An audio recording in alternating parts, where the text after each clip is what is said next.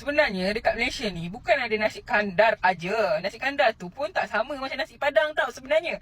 Ini dia alasanku kenapa aku bisa betah tinggal di Malaysia sampai 6 tahun.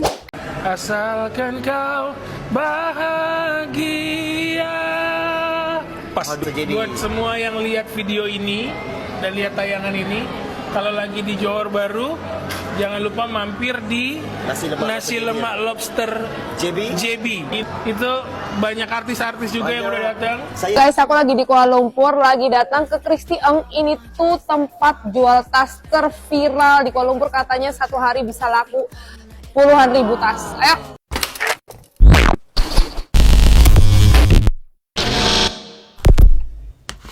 Hai, halo geng, assalamualaikum warahmatullahi wabarakatuh.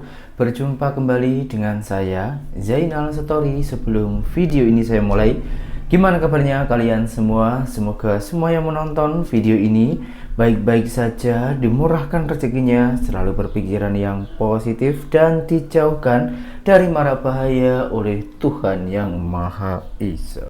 Banyaknya orang-orang Indonesia ataupun turis Indonesia yang pergi ke Malaysia, dan ketika orang Indonesia itu pergi ke Malaysia itu mesti tak ketinggalan makan kuliner Malaysia, yang terutama yaitu nasi kandar. Karena banyak yang bilang nasi kandar itu serupa dengan nasi padang di Indonesia, meskipun pengakuan saya itu beda ya geng, beda jauh lah kalau dengan nasi padang ya, jauh berbeda dari segi menu-menunya, lepas tuh rasanya itu memang jauh. Atau mungkin karena nasi kandar itu di Indonesia itu ada juga geng, khususnya di daerah Jakarta itu ada. Akan tetapi ini ada salah satu seorang wanita ataupun turis Malaysia yang orang itu sering bolak-balik ke Indonesia dan juga Malaysia, nak sekolahkan kuliner Malaysia terutama untuk turis Indonesia. Nah, tentunya orang penasaran kan apa saja yang telah dia orang itu keluarkan dari suara mulut dia orang. Kita tengok dulu videonya. Aku selalu nampak atau lihat orang Indonesia kalau datang KL atau Malaysia sering cari-cari nasi kandar. Ya, sebenarnya dekat Malaysia ni bukan ada nasi kandar aja. Nasi kandar tu pun tak sama macam nasi padang tau sebenarnya. Tapi aku ada recommend untuk korang kalau datang Malaysia kena makan nasi apa selain nasi kandar. Pertama, nasi kerabu.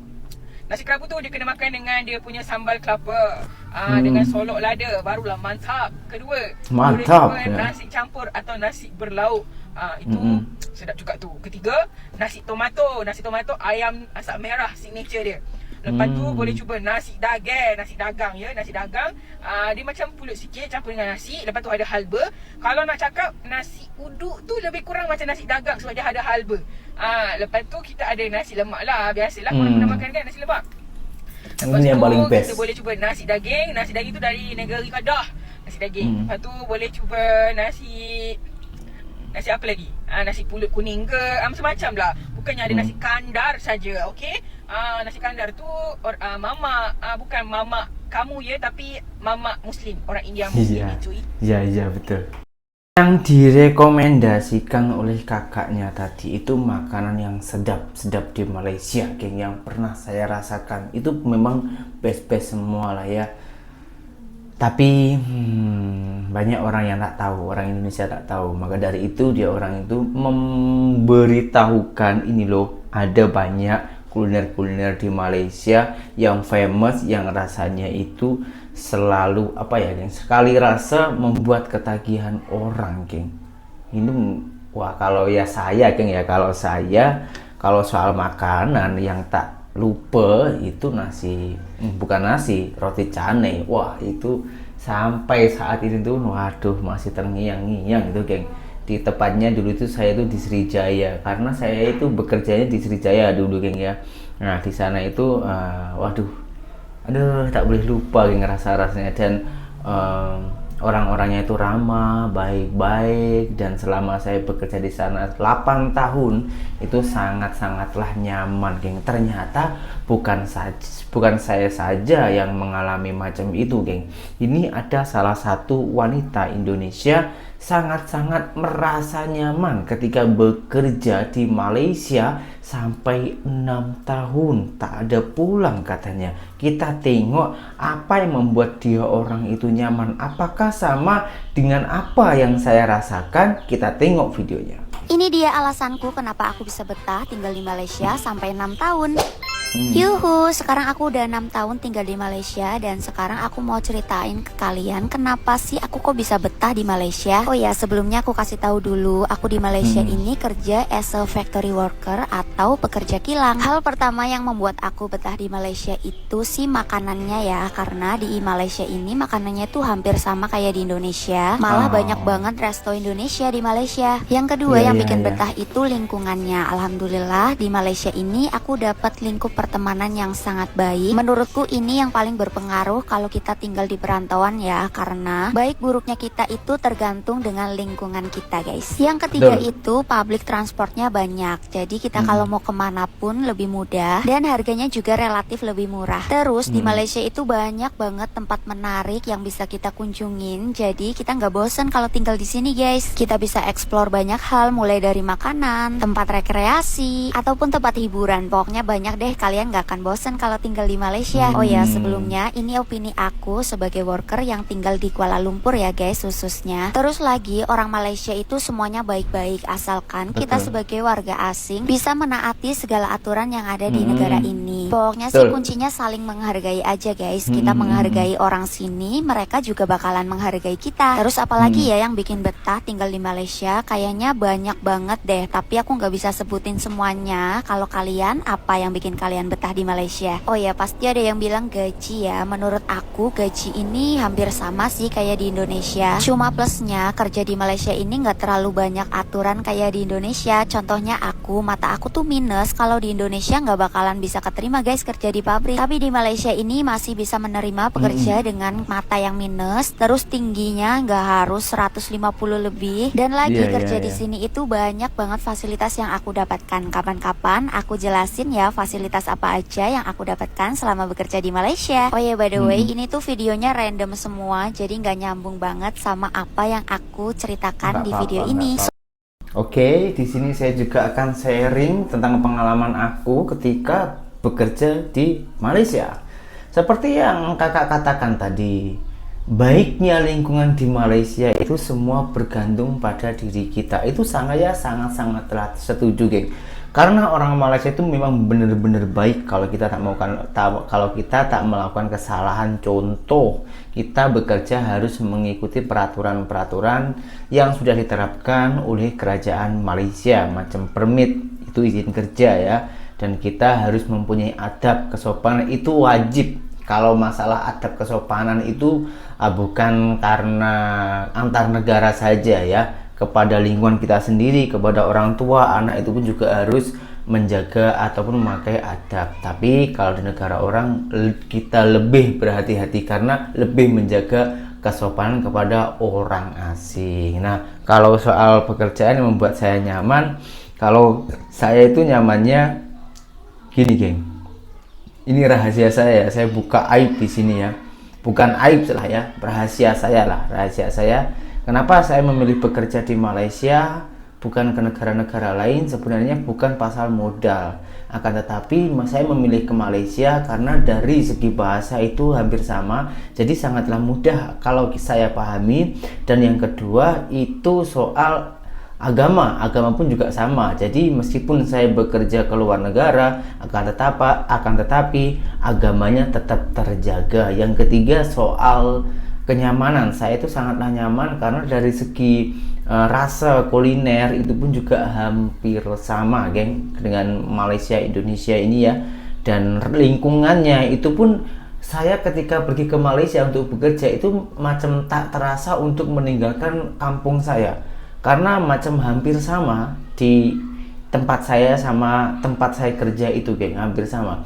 Yang ketiga yaitu soal gaji. Memang gaji basic di Malaysia dan Indonesia khususnya Jakarta itu hampir sama. Akan tetapi bedanya di Indonesia ini gaji basic atau UMR-nya itu di Jakarta saja yang tinggi, geng. Kalau di kota-kota lain macam tempat saya ini di Blitar ini ya, di Blitar itu gajinya itu hanya 2 juta rupiah. Itu sekitaran 600-an ringgit Malaysia lah, lebih kurang macam itu. Tapi itu pun bukan semua, itu di bagian yang mengikuti pekerjaan ataupun pekerjaan yang mematuhi Depnaker. Dan Depnaker itu yang ataupun negeri lah yang sudah diakui oleh negara, macam perkilangan, kantor dan lain-lainnya macam itulah. Kalau di bagian kedai, lepas itu rumah tangga, kedai baju macam itu masih banyak yang mendapatkan gaji kurang dari 1 juta. Akan tetapi kembali lagi, kalau di Malaysia itu semuanya rata. Bahkan kalau di bandar itu minimnya segitu. Kalau kurang dari saat ini itu 1.700 ya. Kalau majikan menggajikan pekerjaannya itu kurang dari 1.700, itu boleh kena saman. Itulah tegasnya Malaysia yang membuat saya itu selalu salut kepada Malaysia, dan jujur saya itu iri kepada Malaysia. Kenapa Malaysia yang negara kecil itu pun boleh buat hal macam itu, sementara Indonesia yang negara itu besar, beratus-ratus juta jiwa, sumber daya alamnya itu juga kaya, akan tetapi macam mana kita mengelolanya sampai rakyat kita itu masih banyak yang menangis dan mengemis pekerjaan, mengemis soal makanan, itu banyak di negara kita ini, geng. Kalau saya selama tinggal di Malaysia, ada juga orang yang mengemis-ngemis macam itu, tapi bukan warga tempatan Malaysia, akan tetapi orang asing yang dari Indonesia, Bangladesh dan lain-lainnya. Oke, sampai lupa ini, geng, soal kuliner ya, makanan. Di Malaysia itu ada satu kedai yang sangatlah famous, bahkan macam seluruh Indonesia mungkin tahu ya, bukan seluruh Indonesia, terutama Batam. Orang Batam pasti tahu kedai ini, geng. Dan kini semakin lama semakin famous, digemari oleh artis-artis Indonesia, geng. Seperti vokalisnya band Armada. Dia orang saat ini itu makan di tempat kedainya orang Melayu Malaysia tersebut, geng. Macam mana tanggapan ataupun reaksi owner kedainya ketika didatangi oleh artis Indonesia? Kita tengok dulu videonya. Asalkan kau bahagia. Buat semua yang lihat video ini dan lihat tayangan ini, kalau lagi di Johor Bahru, jangan lupa mampir di nasi lemak lobster JB. Ini Abang Lobster, abang ini yang punya restoran ini. Insya Allah enak. Itu banyak artis-artis juga yang udah datang. Saya bisa foto, nanti saya bisa tampal di situ ya. Bisa ya? Bisa. Jadi teman-teman datang ke sini, pesan ini, cari Abang Lobster, dapat diskon insya Allah. Guys, hari ni Armada Band datang kedai saya, guys. Wow. Armada Band daripada Indonesia, penyanyi, vokalis dia, babe. Lagu kuat sikit. Sekarang dia ada di sini sedang makan Alaska.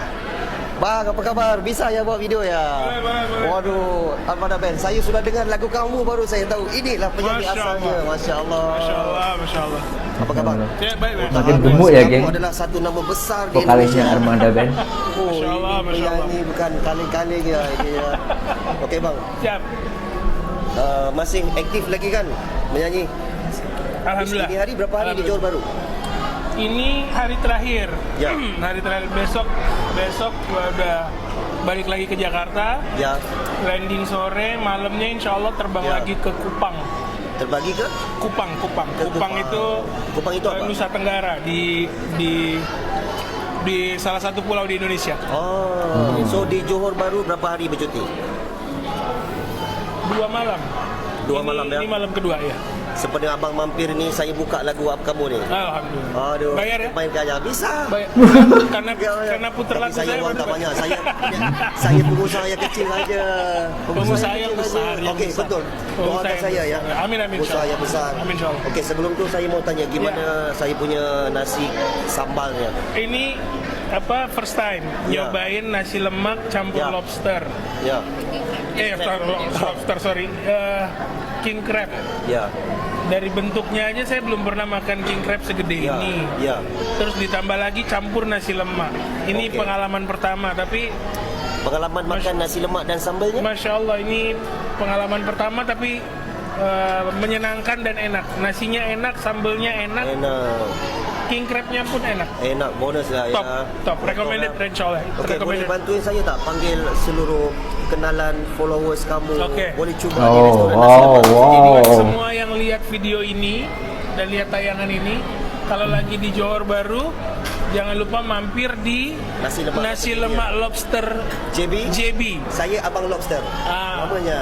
Nah, ini Abang Lobster, abang Ya. ini yang punya restoran ini. Ya, Insya Allah doakan saya enak. yang- Itu banyak artis-artis juga yang udah datang. Saya bisa foto, nanti saya bisa tampal di situ ya. Bisa ya. Bisa. Oke. Bisa. Jadi Cuba- teman-teman datang ke Baik. sini, pesan ini, cari Abang, Lobster. dapat diskon Insya Allah. Berapa Bisa, persen boleh. diskonnya? Boleh aja, bilang aja. Tapi pastikan mau sebut nama kamu.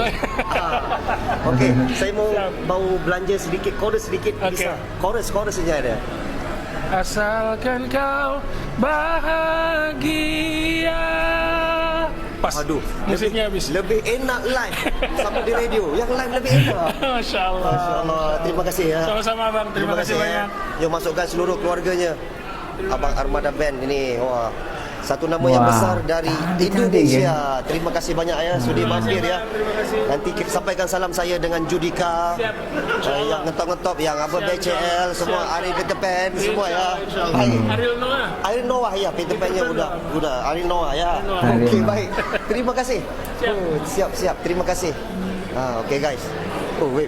Saya betul-betul excited, babe. Dia datang kedai saya, babe. Oi, gila, bang. Okey, bang. Siap. Daripada mana, bang? Ya. Dari Brunei. Baik, terima kasih banyak. Baik. Oh, babe. Ini satu experience yang luar biasa buat saya pada tahun 2024 ni, babe. Road Tank datang, TMJ datang panggil saya dekat ke istana. Armada Band datang, ya Allah. Rezeki, babe. Saya ditemukan dengan orang-orang yang hebat dan follower saya yang tengah tengok video saya ni pun hebat. Wow. Saya ucap terima kasih, guys. Ben. Semua telah diaturkan oleh Allah. Rezeki saya, pelanggan saya yang penuh, crowd. Okay, guys. Tolong follow saya macam biasa. Tolong share video ni kalau korang minat Armada Band dan tolong komen. Katakanlah sekarang. Saya sebenarnya excited. Okay, guys. Tapi sebenarnya kalau saya nyanyi, saya takut dia tak nak menyanyi lagi.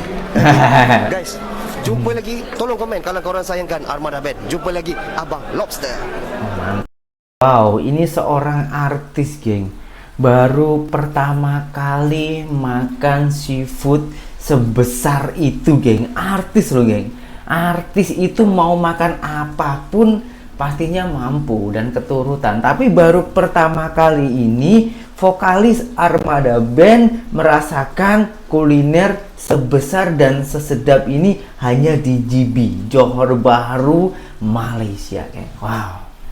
Bila saya boleh pergi sana ya, meskipun saya itu bukan orang yang kaya, meskipun orang biasa-biasa saja, tapi apa salahnya kalau saya itu bolehlah tengok-tengok ke sana. Tapi tak tahu lah, geng, bila ya. Kumpul uang dulu, kumpul rezeki dulu ya.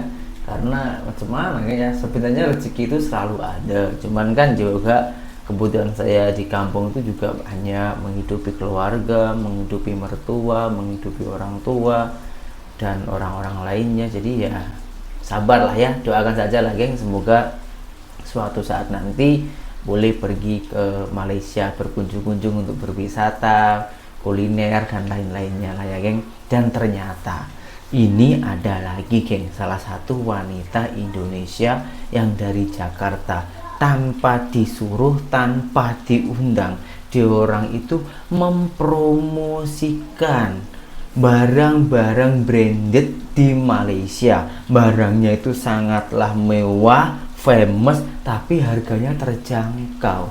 Siapakah dia orang dan di mana tempatnya? Kita tengok video ini. Guys, aku lagi di Kuala Lumpur, lagi datang ke Christy Eng. Ini tuh tempat jual tas terviral di Kuala Lumpur. Katanya satu hari bisa laku puluhan ribu tas. Ayo. Gila sih guys, waktu datang ke sini Puluhan ribu banget tas. orang Indonesia yang beli. Gimana nggak, kualitasnya bagus, harganya start dari Rp69. Lihat nih jahitannya serapi ini. Modelnya juga baru-baru up to date, dan yang ini tuh salah satu best sellernya guys. Setiap kali datang tuh harganya bisa laku 10.000.